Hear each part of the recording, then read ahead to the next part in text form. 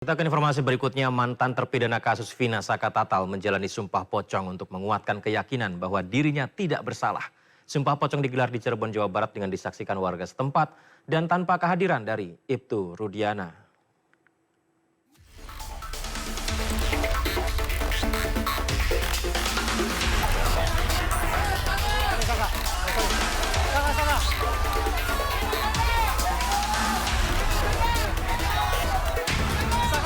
Warga antusias memenuhi area Padepokan Agung Amparan Jati, Cirebon, Jawa Barat untuk menyaksikan prosesi sumpah pocong yang dilakukan mantan terpidana kasus Vina Saka-Tatal Jumat siang.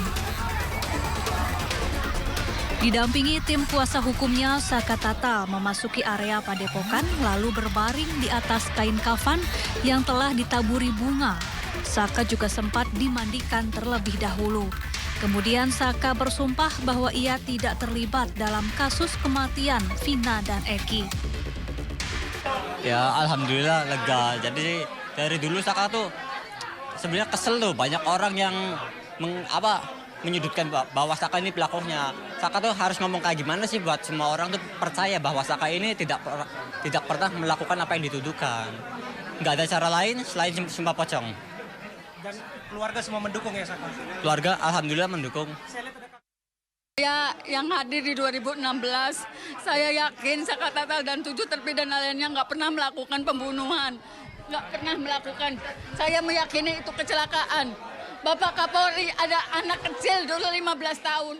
Sekarang sudah dewasa, dia umur 23 tahun. Dia mencari keadilan sampai segininya. Sampai sumpah pocong, dan saya yakin ke-7 terpidana juga sanggup sumpah pocong kalau diberi kesempatan.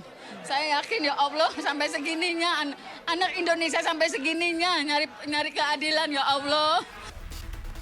Sementara itu ayah Eki, Ibtu Rudiana, tidak hadir dalam prosesi sumpah pocong. Menurut kuasa hukumnya, Rudiana tak punya kapasitas untuk menghadiri sumpah pocong. Apalagi sumpah pocong tidak akan memengaruhi proses hukum yang sedang berjalan. Karena itu merupakan upaya-upaya yang dilakukan oleh teman-teman baik litigasi maupun non-litigasi.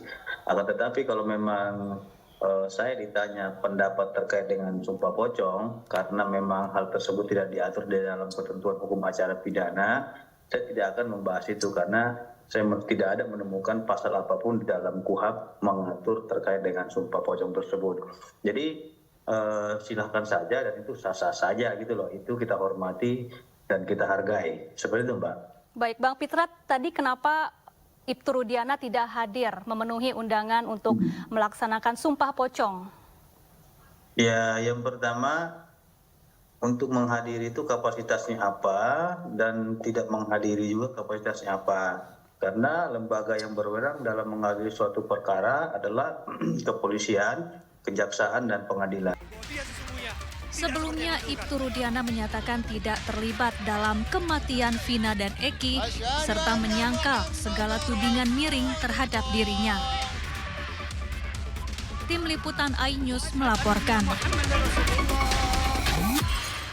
Meski tak dianjurkan dalam Islam, Wakil Sekjen Majelis Ulama Indonesia Ihsan Abdullah menilai sumpah pocong dianggap sebagai bentuk frustasi memperoleh keadilan. Sementara pendakwa Zaki Mirza berpendangan sumpah pocong lebih baik dihindari karena dalam Islam ada sumpah muabalah, yakni niat karena Allah.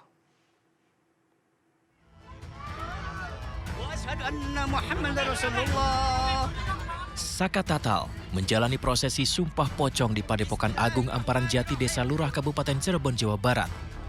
Prosesi sumpah ini dilakukan menjawab tantangan bahwa Saka-Tatal sama sekali tidak berbohong dan tidak terlibat di kasus Vina meskipun telah menjalani hukuman sebagai terpidana. Melihat fenomena ini, Ustadz Zaki Mirza tidak menampik bahwa sumpah pocong menjadi budaya di Indonesia dan rata-rata dilakukan Muslim. Namun sumpah pocong lebih baik dihindari karena dalam agama Islam ada konsep sumpah muhabalah, sumpah dengan niat karena Allah.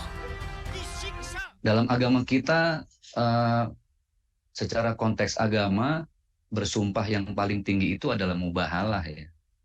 Di mana biasanya untuk urusan-urusan yang tidak bisa dibuktikan secara logis, dibuktikan secara konkret, atau tidak ada bukti-bukti yang otentik, maka berlakulah sumpah mubahalah, di mana di situ ada saksi dan langsung Allah Subhanahu wa Ta'ala yang menjadi saksi kan gitu.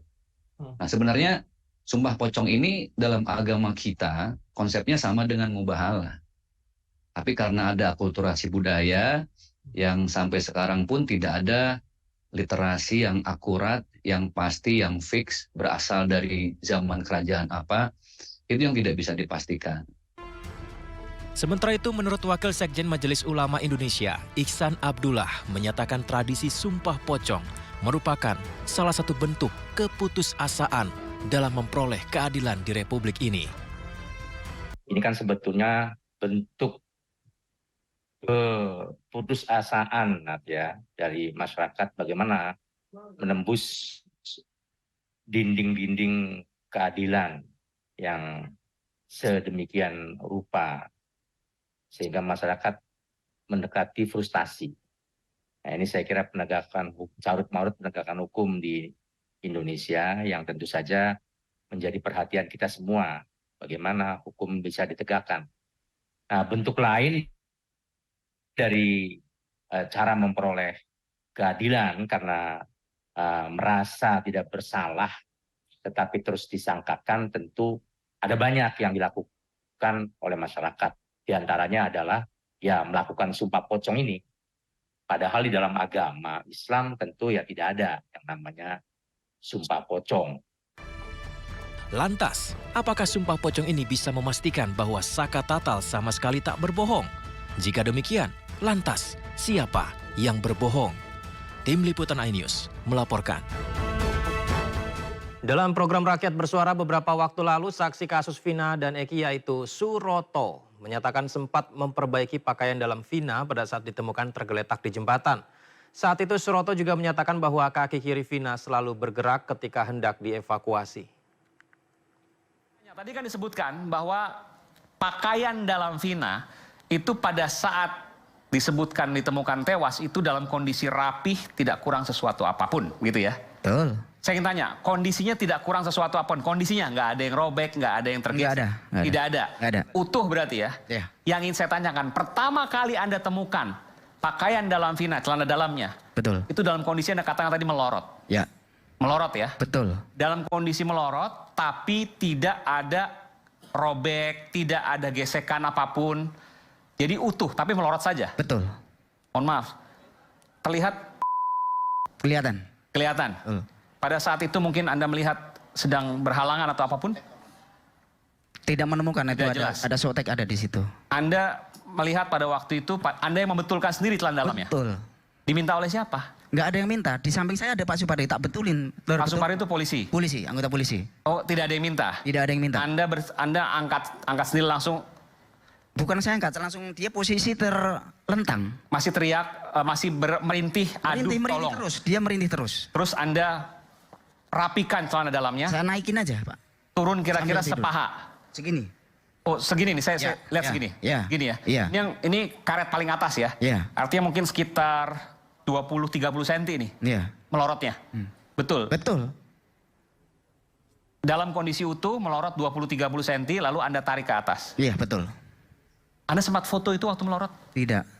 Posisi karena itu hujan, nggak deras, tapi kalau orang Jawa bilang kerep. Gitu. Oke, pertanyaan lagi, kenapa saya tanyakan sempat foto tidak? Karena siapa yang kemudian bisa jamin bahwa itu tempat melorot atau tidak? Kan bisa saja Anda berbohong misalnya. Sebenarnya tetap di pakaian di aslinya, tidak melorot. Dan saya mau berbohong tidak ada untungnya bagi saya. Ya, dan celana itu benar-benar saya yang betulin. Karena nggak begini, kan foto itu tidak perlu detail ya, artinya dari jauh misalnya dalam kondisi Eki, Vina dan motornya misalnya. Tidak ada foto itu? Tidak ada. Jadi fotonya yang saya juga punya, fotonya adalah ketika di TKP Vina dalam kondisi dia memakai celana dalam yang proper, yang normal. Itu siapa yang fotoin? Kurang tahu. Tapi ada foto itu Anda sempat lihat? Nggak pernah lihat. Di jembatan? Nggak pernah lihat. Di jembatan pada saat ditemukan dalam kondisi celana dalamnya? tersingkap betul, tapi maksudnya roknya tersingkap atau celananya tersingkap, tapi celana dalamnya normal. Iya, karena Itu yang saya dapatkan. Saya betulin celana itu, ya ta. Si korban itu merintih terus dan kakinya kalau nggak salah sebelah kiri itu bergerak dan bergerak terus, dan jaket yang kubuat nutupinnya selalu terlepas.